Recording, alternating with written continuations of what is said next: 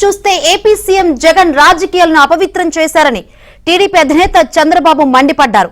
April తర్వాత ఆయన అధికారంలో ఉండరని, మళ్లీ తెలుగుదేశం అధికారంలోకి వస్తుందని ధీమా వ్యక్తం చేశారు.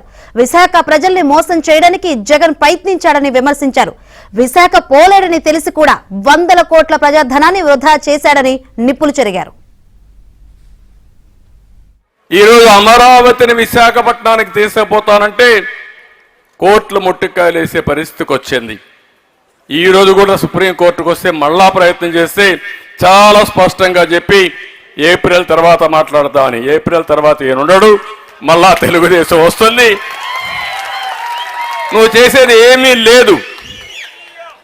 నువ్వు రాజధాని మార్చలేవు, నువ్వు విశాఖపట్నం పోలేవు, కానీ విశాఖపట్నంలో ఉండే ప్రజల్ని మోసం చేయడానికి ప్రయత్నం చేశావు. అది దారుణం అని చెప్పి నేను మీకు తెలియజేస్తున్నా.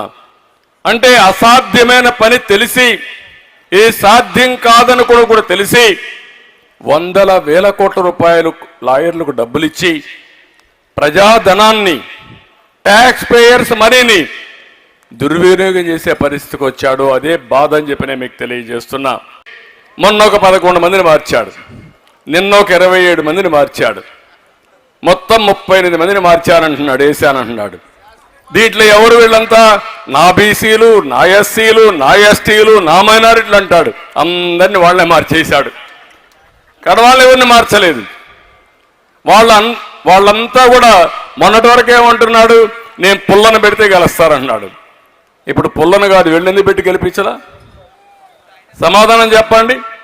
అంటే ఇవన్నీ కూడా మనం చూస్తామంటే ఓసారి అనిపిస్తుంది, ఒక అవగాహన లేని వ్యక్తి, రాజకీయాలను పూర్తిగా అపవిత్రం చేసిన వ్యక్తి, రాజకీయాలను అపహాసం చేసే వ్యక్తి, మంచి చెడుకు వ్యత్యాసం తెలియని వ్యక్తి.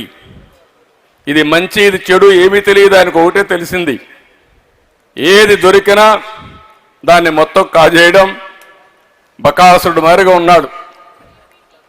అక్కడి నుంచి ఎవరైనా మాట్లాడితే వాళ్ళ మీద కేసులు పెట్టేయడం. ఇప్పుడు కూడా మీరు చూస్తున్నారు, ఇప్పుడు కూడా కేసులు పెట్టేస్తున్నారు. ఇది తప్ప ఏమీ తెలియని వ్యక్తి ఈ వ్యక్తి. మొత్తం వాళ్ళ పార్టీనే కాకుండా రాష్ట్రాన్నే గందరగోళంలో నెట్టేసిన వ్యక్తి ఈ వ్యక్తి. నాకు ముఖ్యమంత్రి కోసం నేను ప్రయత్నం చేయడంలా, తెలుగుదేశం పార్టీ, జనసేన అధికారం కోసం నేను ప్రయత్నం చేయడంలా, 5 కోట్ల ప్రజల్ని కాపాడుకోవడం మనందరి బాధ్యత, మనందరి కర్తవ్యం. ఈరోజు మీ పిల్లల ఉద్యోగాలు కావాలంటే కడాన ఉద్యోగం దేవుడికి కానీ పాచి పనులు చేయాలన్నా బెంగళూరుకో, హైదరాబాద్కో, చెన్నైకి పోయే పరిస్థితి ఉంది తప్ప ఈ రాష్ట్రంలో ఎవ్వరికి ఉద్యోగాలు వచ్చే పరిస్థితి లేదు.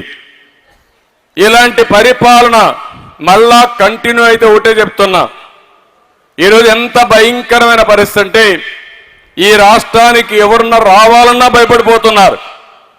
30 ఏళ్ళు 40 ఏళ్ళు కష్టపడి సంపాదించిన సంపాదన ఆస్తుల్ని, ఒక పోర్ట్ కావచ్చు, ఒక ఆస్తి కావచ్చు, ఒక ఇండస్ట్రీ కావచ్చు, ఇవన్నైనా మెడ మీద కత్తిపెట్టి వాటా రాసిస్తావా సస్తావా అంటే రాసిచ్చేసి ప్రాణం ఉంటే బలిసాగు దీన్ని బతకచ్చని పారిపోయే పరిస్థితికి వచ్చారంటే ఈ రాష్ట్రంలో ఎవ్వడికి రక్షణ లేదు. ఈ రాష్ట్రానికి పెద్ద అరిష్టం కానీ పెద్ద నష్టం కానీ ఈ జగన్మోహన్ రెడ్డి. ఇతను రాజకీయాల్లో లేకపోతే ఈ రాష్ట్రం ఇంత విధ్వంసం అయ్యేది కాదు. ఒక పోలవరాన్ని, మొత్తం రోడ్లని, ఇండస్ట్రీస్ అన్ని తరిమేయడం, ఒక అమరావతిని నాశనం చేయడం, ఏ ప్రాజెక్టు పూర్తి చేయకుండా పోవడం, విపరీతంగా అప్పులు తేవడం, ఇష్టానుసారంగా అధికార దుర్వినియోగం చేసి అవినీతి చేసి కడాన మీరు చూస్తే రిషికొండ లాంటి హిస్టారికల్ మాన్యుమెంట్ని ఎక్కడికక్కడ తవ్వేసి ఈరోజు అక్కడ కూడా ఒక పెద్ద ఇల్లు కట్టాడు, ప్యాలెస్ కట్టాడు. ఏంటో ఈయనే శాశ్వతంగా ఉంటాడనుకున్నాడు ముఖ్యమంత్రిగా. నాకైతే అర్థం కావడంలా 500 కోట్ల రూపాయలు ఖర్చు పెట్టి ఒక ప్యాలెస్ని కట్టుకున్నా అంటే ఏ విధంగా సమర్థించుకుంటామని అడుగుతున్నా.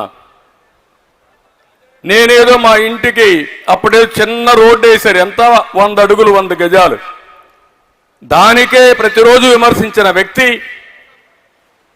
ఈరోజు మీ ఇంటికైతే 4 లేన్ రోడ్డు వేసుకున్నాను. నేను దాని గురించి కూడా మాట్లాడాలి. ప్రజలు వీళ్ళని అసహించుకుంటున్నారు. అసహించుకుంటే ఇప్పుడు జగన్మోహన్ రెడ్డి గారి కొత్త ఆలోచన వచ్చింది. ఆ ఆలోచనే ఎమ్మెల్యేలని మంత్రుల్ని ట్రాన్స్ఫర్లు చేసేయడం. అంటే మీరందరూ ఎప్పుడన్నా మీరు కూడా రాజకీయాల్లో ఓట్లు వేశారు, ఎప్పుడన్నా విన్నారా ఇది? ఎప్పుడన్నా కని ఇని ఎరుగా మనకు తెలుసా ఇవి? అంటే ఏంటిది అరాచకం ఏంటో నాకు అర్థం కాలేదు. అంటే ఈరోజు అతను నేను అడుగుతున్నా, ఇన్ని సంవత్సరాలుగా 5 ఏళ్లుగా మీ ఎమ్మెల్యేలు తప్పు చేస్తే ప్రజల మద్దతు కోల్పోతా ఉంటే నీ ఇంటెలిజెన్స్ ఏం చేసింది? ఎప్పుడైనా పిలిపించి ఒక మాట మీరు మాట్లాడారని అడుగుతున్నా. చూసారా? ఎప్పుడైనా మాట్లాడారైనా? ఎవరన్నా దండించాడా? తప్పని చెప్పాడా? ఈయనకి దొరికింది ఈయన దోచుకున్నాడు, వాళ్ళకు దొరికింది వాళ్ళు దోచుకున్నారు. ఇప్పుడు అంటున్నాడు వీళ్ళకందరికీ సర్వేలు చేశా, వీళ్ళందరూ లాభం లేదని. అసలు సర్వే నువ్వే లాభం లేదంటున్నారు. ఆ విషయం నువ్వు గుర్తుపెట్టుకో.